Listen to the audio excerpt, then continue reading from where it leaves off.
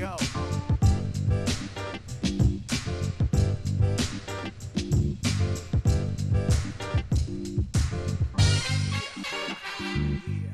Forfeit.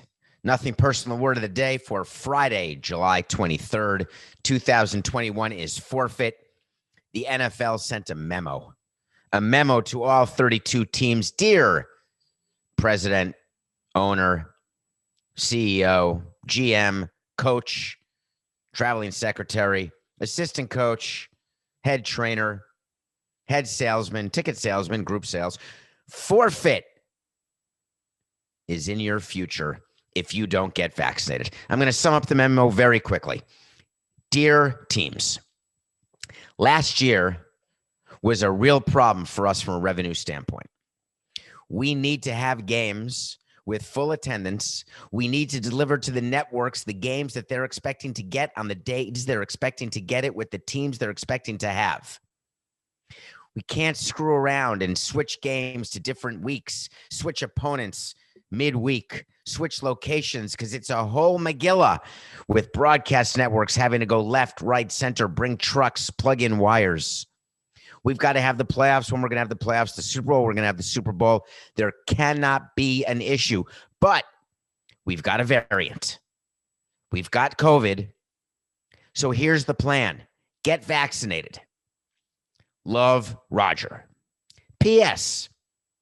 If you don't get vaccinated and there is an outbreak and we cannot reschedule your game within the 18-week season because we're not doing 19 weeks, forget about it. Remember last year during the NFL season? Oh, we could add an extra week, no problem. We'll take away the bye week between the Super Bowl and the championship games. We'll add an extra week in the regular season and push back the playoffs. We'll push back the Super Bowl. Remember that one? Remember I said on Nothing Personal, if you think they're going to push back the Super Bowl that was held in, I want to say it was Tampa, but I can't remember. Did Brady win in his home stadium? That's amazing if that happened. They're not going to push back the Super Bowl. There's hotels, there's parties, there's all this stuff planned. So P.S., if you're unvaccinated and we cannot reschedule your game, then it's going to be a forfeit. Do you know the number of games that have been forfeited in the history of the National Football League?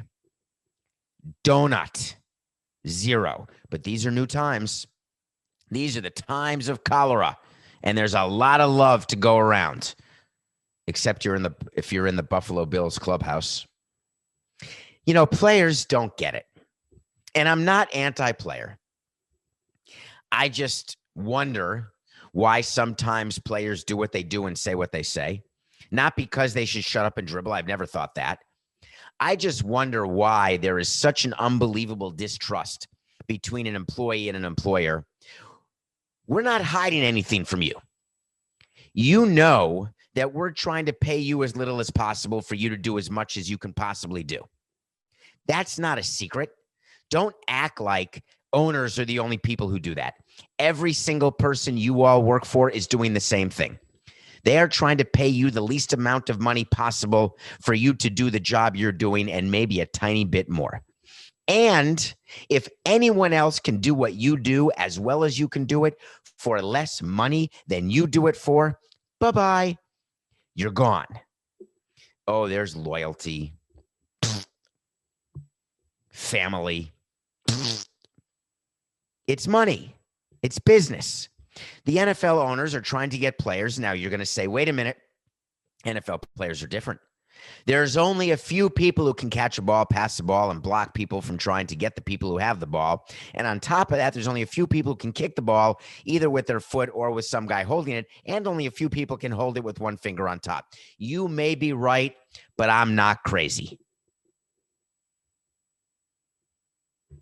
It's not that we're looking for bad players to play for us. And it's not that we're looking to not win because we're trying to pay players who we know are inferior. We're trying to pay the superior players as much as we have to pay them. But these players, for whatever reason, are so misinformed and so distrustful of everything we say or do. So the memo comes out and players lose their minds. They don't even realize the caveats that are within the memo. The memo has about as much teeth. I was going to make a West Virginia comment, Coca, but I'm not going to do it. I'm not going to do it. Here's what I'm going to say. That memo has about as much teeth as I would after being beaten up by Mike Tyson. 0. In order for there to be a forfeit, there has to be an unbelievable confluence of events, a perfect storm.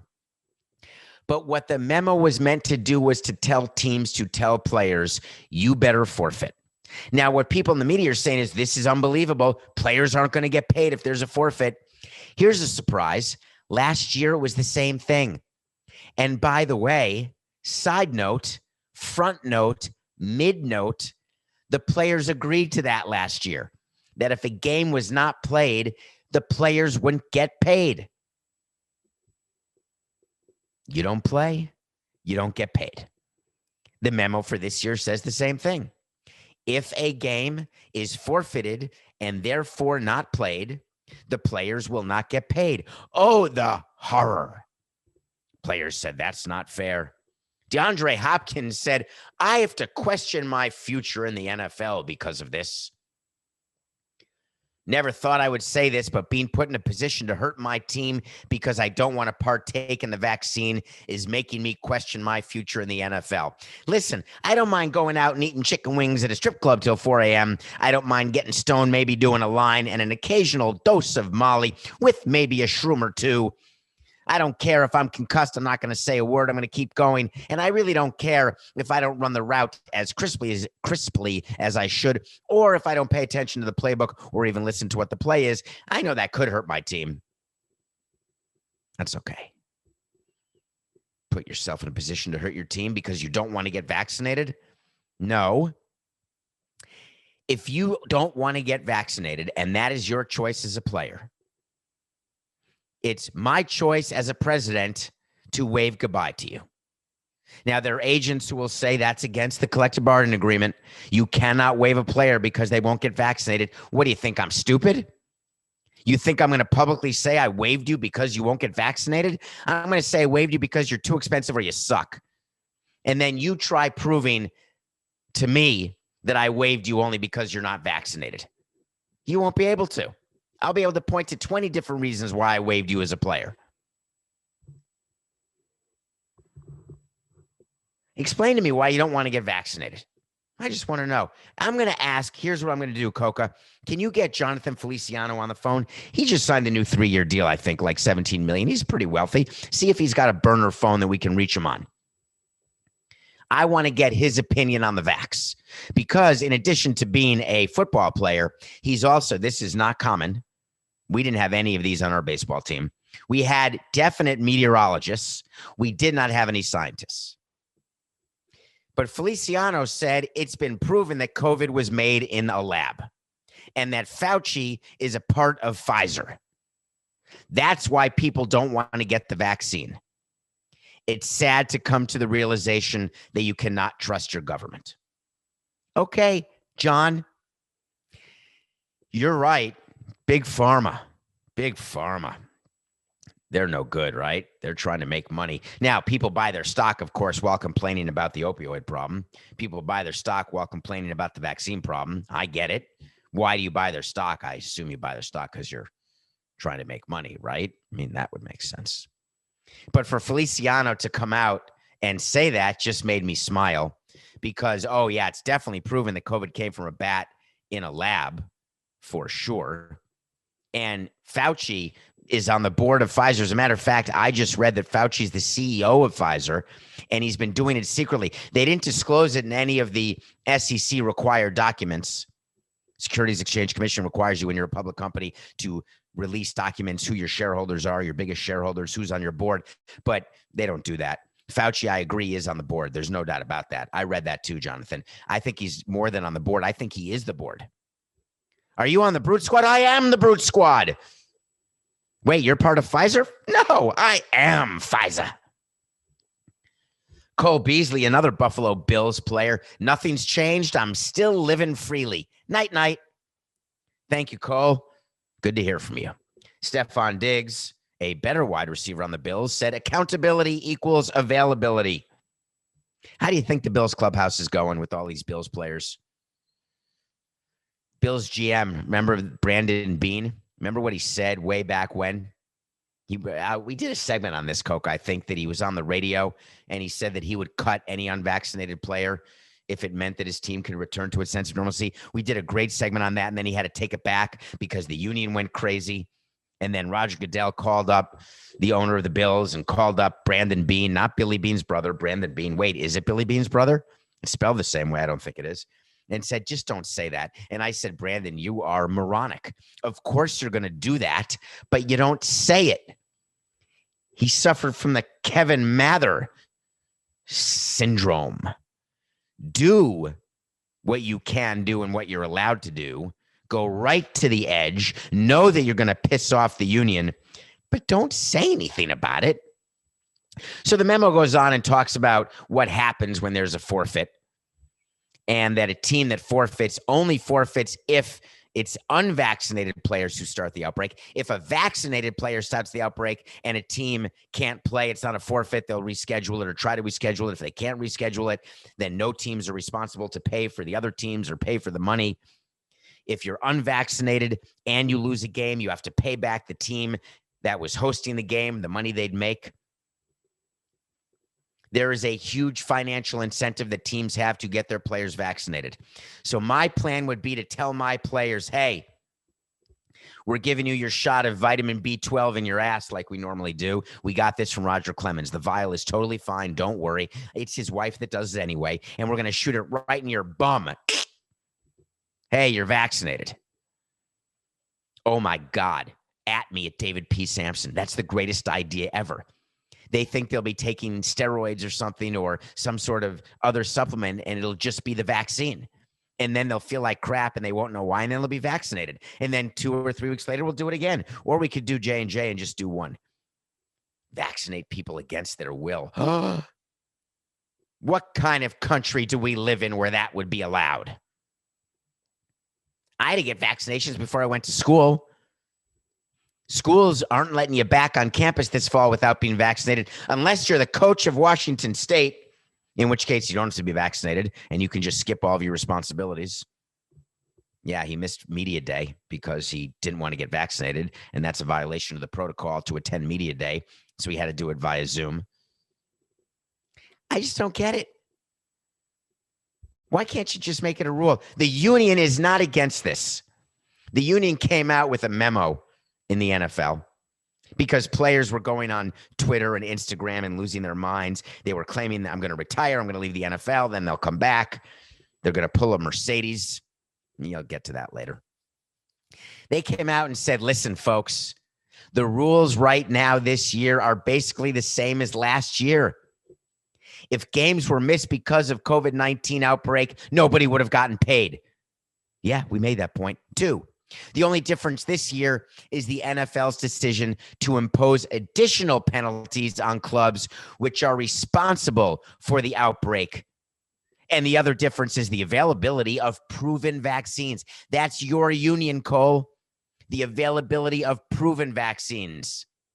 And then 3, the protocols we jointly agreed to helped us get through a full season last year without missing game checks and are effective when followed. This isn't about the owners trying to pull one over on the players. This is about scaring people into getting vaccinated. But it's not scary because it's pretty much what happened last year with a few tweaks because we know more. Shame on you if your team has to forfeit. Why not just go to your team right before spring training camp and express complete confidence in the vaccine? Bring a union certified scientist and a member of the union. Get your team captain and stand up. Rich, cut that, Coca. 469. And stand up and say, we're not taking it anymore. We're sticking it right in your arm. Because expressing confidence means you can express you. Express is all new and all about you with a fresh mix of casual, versatile, and super duper comfortable styles. Do you need new pants? Do you want to complete your summer night look? Express has chinos, joggers, and four-way hyper stretch jeans. Thank you so much to Matthew Coca, my esteemed producer, who did the research and told me what four-way hyper stretch jeans are. They stretch in, they stretch out, they stretch left, and they stretch right. That's what Coca told me, and I have no idea what he's talking about. How does something stretch in? Does that make it tighter? Does it have like a cinch? Anyway, buy the four-way hyper stretch jeans. I screwed that up again. We can't send that to Express and get paid. All right, just wipe that. $490.69. Express has chinos, joggers, and four-way hyper stretch jeans. It's stretchiest jeans yet. Don't ask me what the four ways are because I just told you. In, out, left, right. But trust me, you'll never go back to those old stiff jeans again. Be on the lookout for great summer deals in stores and at express.com. All right, Coca. You know what I want? I want to talk to Samson. So you want to talk to Samson. That's the segment we do de temps en temps from time to time. When you ask me a question on Twitter at David P. Samson, thank you for hitting follow. Just if you don't have a Twitter account, just sign up for one. You don't have to have followers. And even if you have a lot of numbers in your username, I won't think you're a robot. Hit follow. Go into Twitter, David P. Samson. Just ask a question. It's getting to be a little much.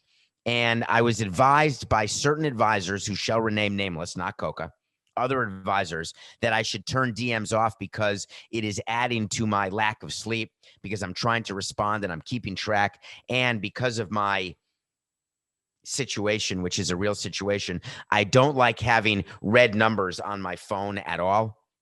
And when I do have red numbers, I have to deal with them immediately. And Twitter, when you've got people in your DMs, you get red numbers. So I get the red numbers. And then when you go into your DMs, what it is they're blue if they're not dealt with. And when I see blue things that are not dealt with, I have to deal with them. So I end up doing it on the toilet. I end up doing it in the shower, like holding a hand out of the shower. I don't really do that because my hands aren't big enough. I got the small iPhone, but still I can't do the one hand thing because my thumbs are too small. So I have to hold the phone like this and do it with both thumbs. So get in there, ask a question. If it's something I want to talk about, we'll talk about it. If not, I may put it in a mailbag episode, or if not, I may answer it directly on DM, or if not, I may not answer. But if I don't answer, I still could be interested in it, but I just didn't see it. Or I saw it and just hit, I've seen it, but I didn't read it. Or I read it and didn't take the time to answer it. Who won the Twins-Rays trade? That's a very simple question. How do I know? What do I look like, Nostradamus? You can't evaluate a trade the day it happens in Major League Baseball because you're trading for minor league players who could turn out to be Walker Buehler, or they could turn out to be Ferris Bueller. You don't know. They could turn out to be Max Scherzer, or they could turn out to be Mighty Max. Nelson Cruz was traded by the Twins, and people are unhappy in the Twin Cities, and I have a memo to you in Minnesota. If your front office did not trade Nelson Cruz this trade deadline, then they should be fired and they should be sued for incompetency. Nelson Cruz is making $13 million on a one-year deal. There is approximately half a season left. Let's just pretend there is. They've played April, May, June. They have left July, August, September. It's a little less than half. Let's say 2/3 if you really want to say August 1st, 2/3. 2/3, say it's 12 million, 4, 8, 12, right? So there's 4 million left on Nelson Cruz's contract, but it's a little more. Say it's about 4.4. There's actually a way to do this, Coca. Take 13 divided by 6 and then multiply it by 4. And that's what he's been paid. April, May, June, July. Do you know that's what we actually do when we trade players? They get paid per day of the championship season, so they have what's called a daily rate. And when you trade a player and the trade is entered into the system, that's when a trade is official. When the player is taken off your roster and put onto another team's roster, that is the day that the other team starts to pay that player. And that is how you calculate who owes what of a player's salary. But just for purposes of this conversation, say Nelson Cruz has $4 million left. The Twins are not going anywhere. They're not making the playoffs. They're the most disappointing team in baseball. They're not going to make it. Nelson Cruz is going to be a free agent. He's 41 years old. 41 years old. And Tampa's willing to give you their number 10 and number 17 prospect. Here's a spoiler alert.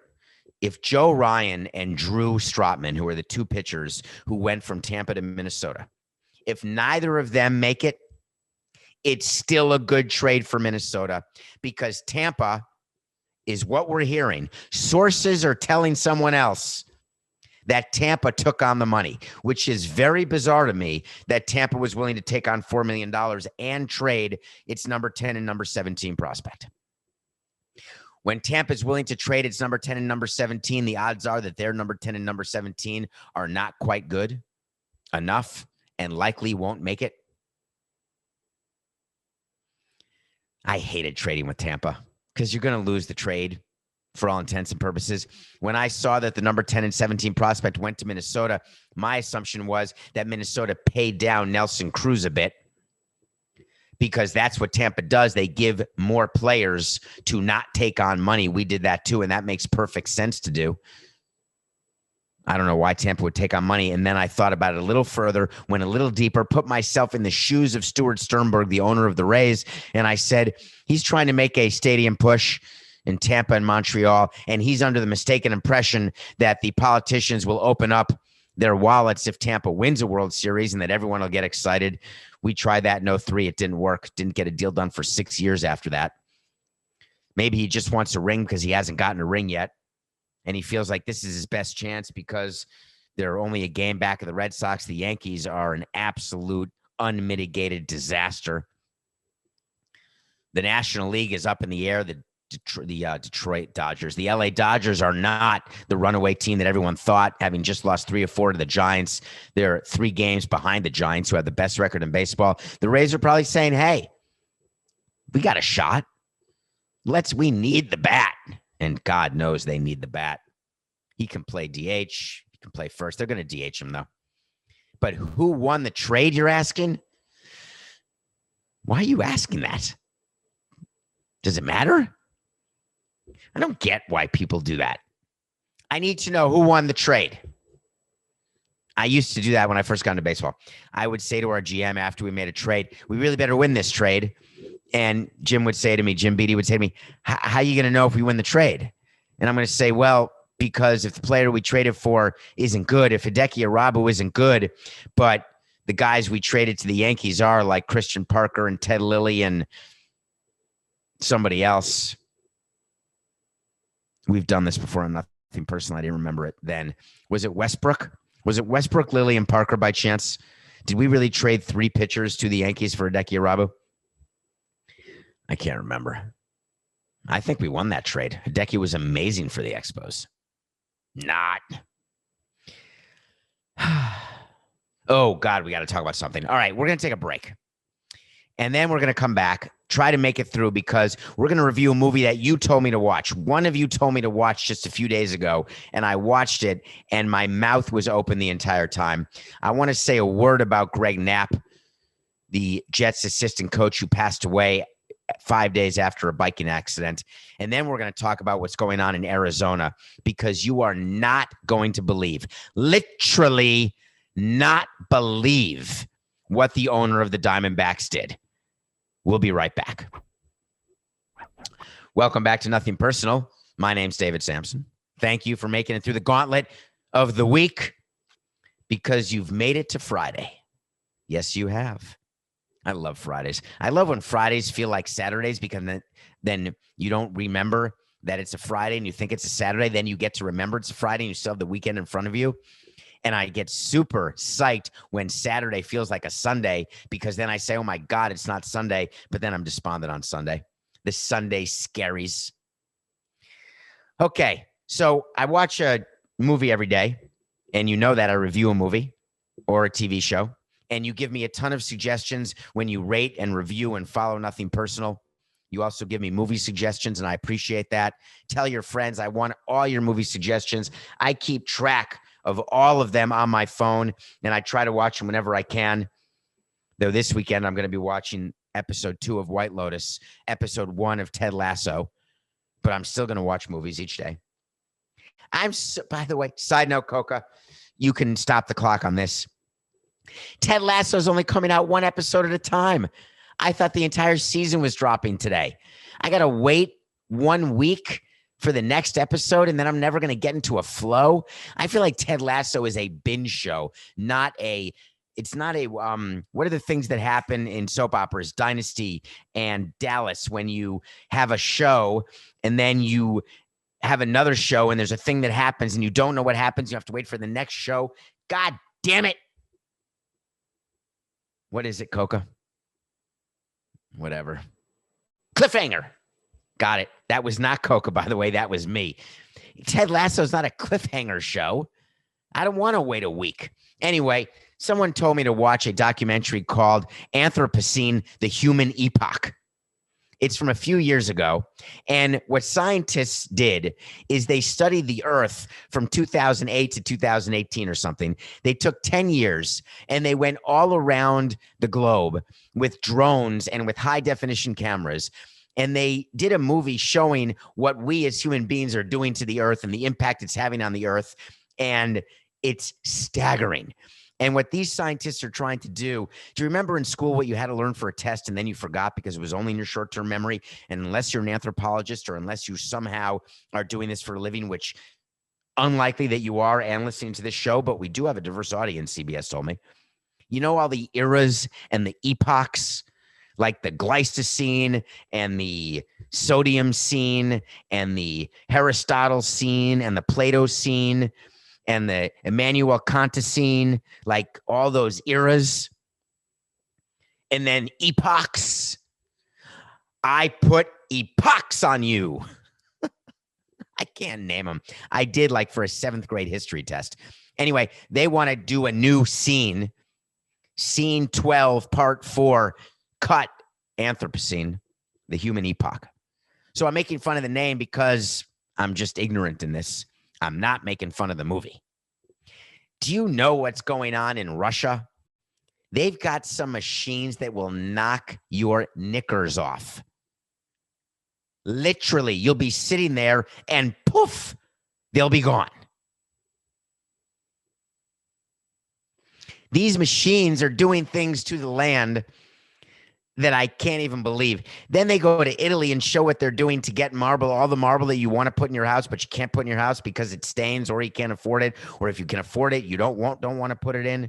And then if you do put it in, you're worried about stains. So you stand there cleaning while people are there, while they're in your house, while you're supposed to be entertaining them, but you're actually following them around with wipes and special paste that you bought on Amazon through a commercial that said this will take care of all stains of your marble. Yeah, that kind of marble.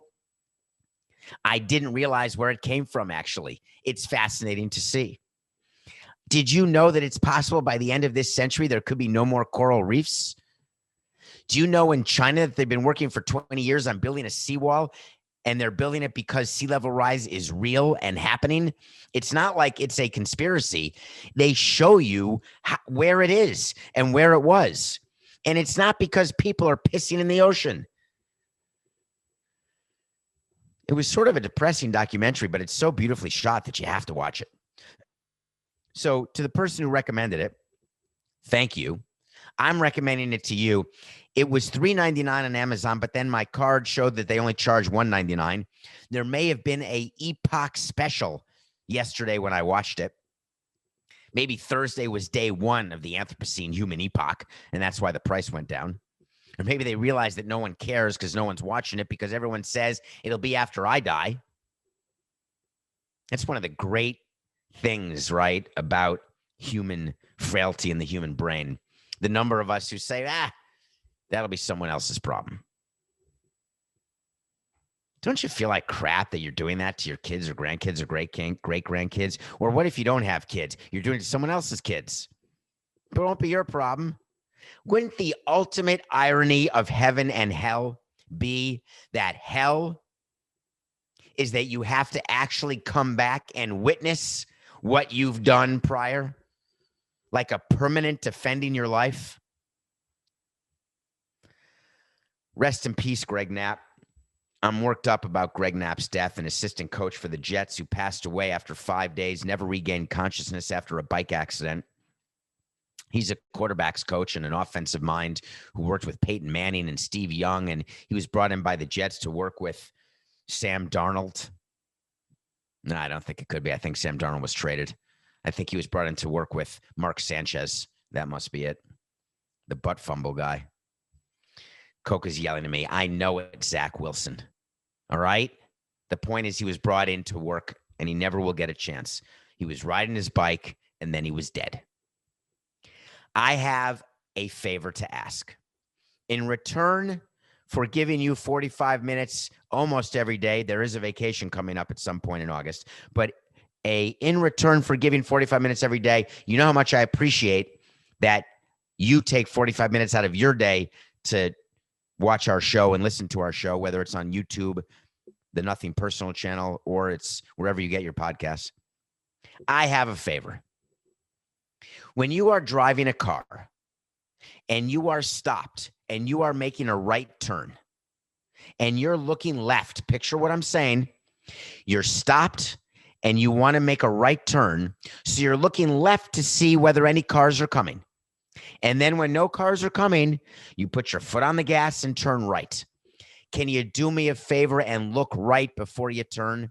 Because there I am running, training, and cars come this close. You can't shine a flashlight through how close cars come to hitting me every time I run. Because no one looks right before they turn right. They only look left. Could you also do me a favor when you are pulling out of a parking spot or when you are making a left turn or switching lanes? Can you please look at your mirror and look for bicycles? This is the second death of someone you may have heard of. Mark Eaton, the basketball player, just died. Now Greg Knapp. Cyclists are getting run over at record numbers. People are looking at their phones and not paying attention to runners or bikers. I am both. And I'm just asking a favor. I'd rather you pull over and have a conversation with me. I'm happy to stop in the middle of a workout to talk to you. And yes, I have been stopped before. I mean, listen, even P-list celebrities get stopped from time to time. Maybe Q. But I'm going to talk because I respect you. You respect me. I don't want to get run over. And then I get yelled at when I slam the hood of a car or when I drop a double middle finger F-bomb. Greg is 58 years old when he died. 3 children, parents, a mother, a brother, a wife. It's needless. All death is senseless when it's before you're 4.5 score at least. But avoidable deaths that aren't the result of simply bad luck, like disease, avoidable deaths. Rest in peace, Greg.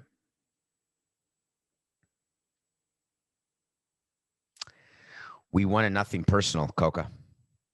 Pick of the day. Nothing Personal pick of the day. We had Charlie Morton over the Phillies. That was a give me. We finally won one. We're back to 15 over, 96 and 81. Braves beat the Phillies.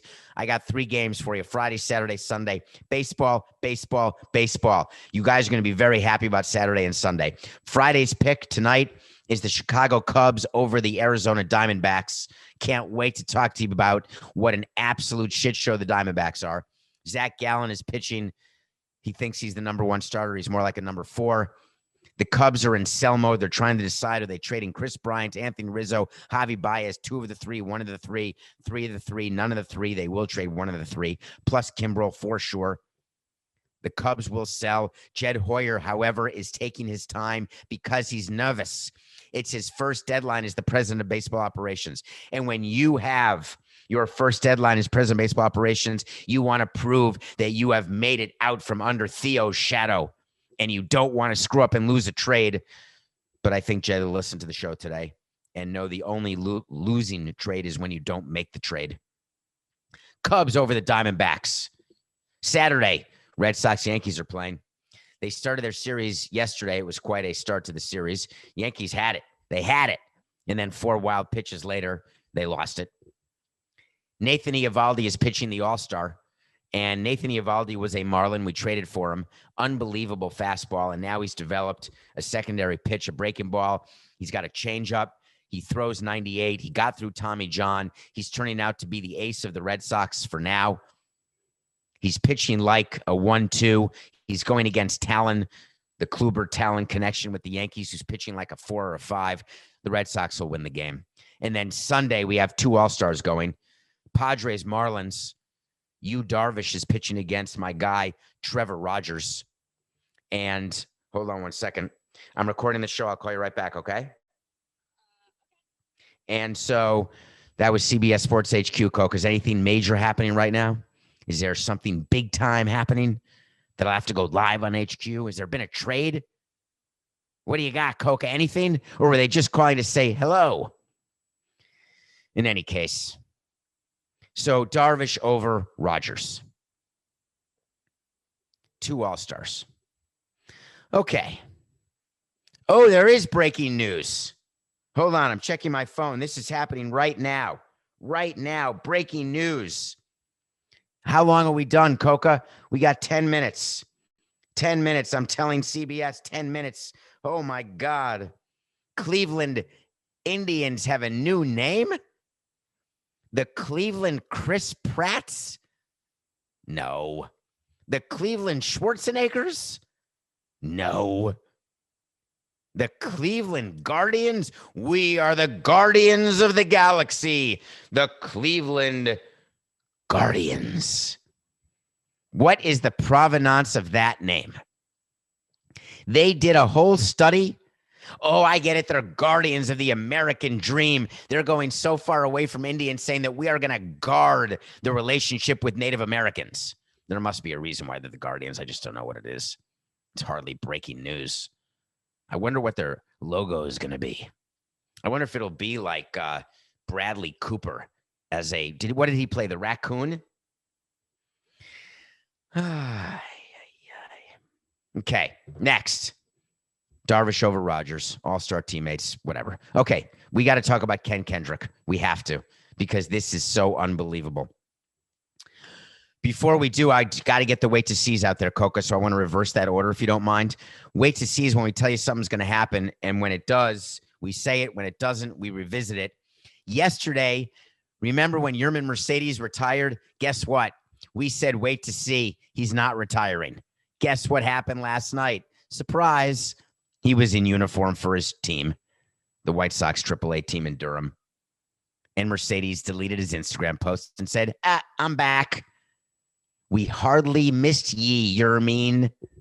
That wait to see came true. Wait to see, no NFL games are going to be forfeited. I promise you. So don't panic. Remember listening to the beginning of the show? Are you still listening? We need that retention rate above 90%. You have to listen to at least 42 out of the 45 minutes. I'm asking nicely. No NFL games will be forfeited. Okay, we got to talk about the Diamondbacks. Too good to be true. Here's the story. When you are an owner of a team, you are not allowed to communicate without asking someone first. You are not allowed to write an email to someone, to a fan, to anyone without showing it to someone first. You are not allowed to do an interview without speaking to your PR people. You are not allowed to release a statement without speaking to your president or PR people.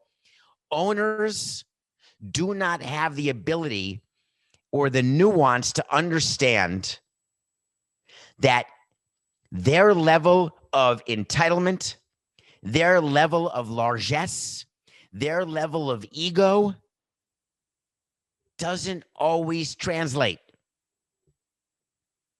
They don't always realize that they are holding a private asset that is for the public use, and that the public believes that they've got the right to say whatever they want.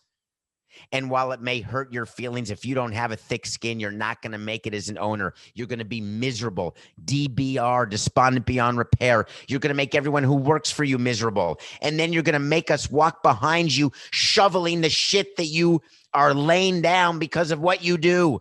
And Ken Kendrick is the master elefante in the circus. His team president, Eric Hall, and his PR people and his employees are walking behind him, shoveling all day long, all night long, all night. I got to tell you what he did. It's too good to be true. So the Arizona Diamondbacks earlier this season, they set the record for the longest road losing streak. Remember, we told you about that? And we said, who cares? They stink. They're in a division where they know they can't win. And it is what it is. So there was a fan who wrote an email.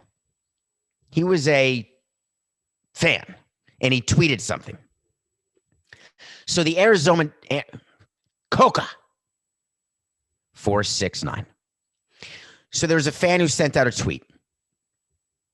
So the Arizona Diamondbacks today set the record for most consecutive road losses in the history of baseball.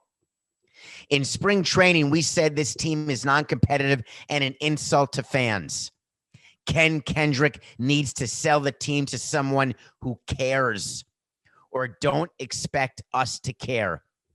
Oh my God, that's the worst tweet I've ever read. That's the most insulting tweet of all time.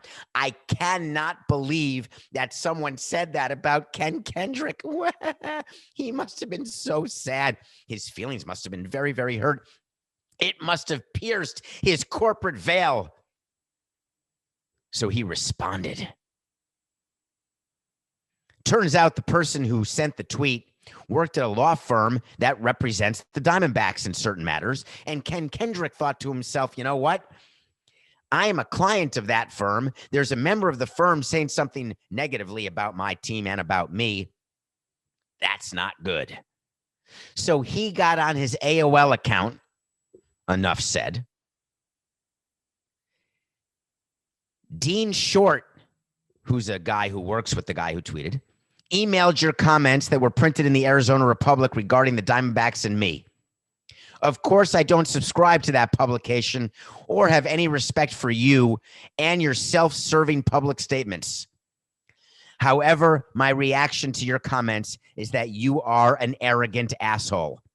A truly toxic combination, and he would know. It is sad that your firm, a quality law firm, has employed you.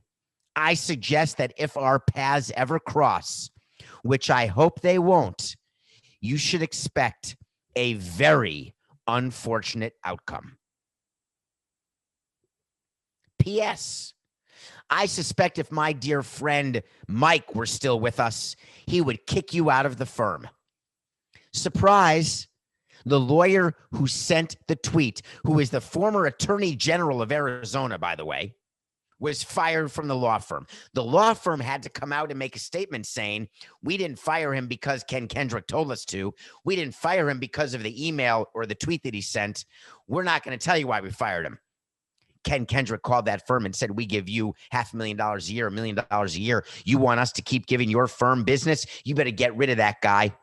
I don't care how good he is. I don't care. Get rid of him. The law firm said, oh, no problem. We can't say we got rid of him for that, but we'll get rid of him. We don't want to lose your business, Ken. We love you and your business. We love your team. We would never say anything bad about your team. I get it, right?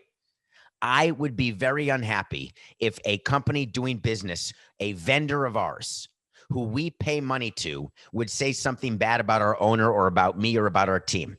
But I would not send an email because the rule is simple. Anything you write down is going to be saved and made public. Don't swear in an email. Don't threaten in an email, because that is a crime in Arizona. Now, is it true that you should expect a very unfortunate outcome, means that he's going to beat the crap out of him when he sees him? Or does it just mean that he's going to get fired from his job? Or does it mean that he's going to slip on a bunch of thumbtacks, Macaulay Culkin style, and hurt himself? Ken Kendrick is not going to get sued. The guy who wrote the tweet already said, I'm not going to bother. I'm just going to hope I don't run into him again. It's a very simple rule as an owner or a president. Everything you say is public. Everything you write down is public. Everything you do is public. You're not going to be perfect. But as an owner, you cannot be sending emails from your personal account to someone who tweets something that says you should sell the team. If I respond to everyone who said that our owner should sell a team because I was so incompetent, I wouldn't have time to do anything else. I am happy for you to think I'm incompetent. I actually do sometimes respond, but it's done in conjunction with PR, where I would say, I'm sorry you feel that way. I'm going to try harder to earn back your trust, confidence, and to get our team winning again. I hope you enjoyed our 2001 World Series, because I did, and I'd like to do it again. That's the Diamondbacks. They won it in 01. The Marlins won in 03 and 97. So I'd point out that while you may think I'm incompetent, hey, we did it right once. That's better than some teams. But do not put yourself in a position where you can be embarrassed the way Ken Kendrick was embarrassed today. It makes you look bad. It makes your president look bad. It makes your GM look bad. Your players look bad. Your team look bad. It makes the law firm look bad. I can picture that phone call. Hey, Dean, fire him now, because it's just business. It's nothing personal.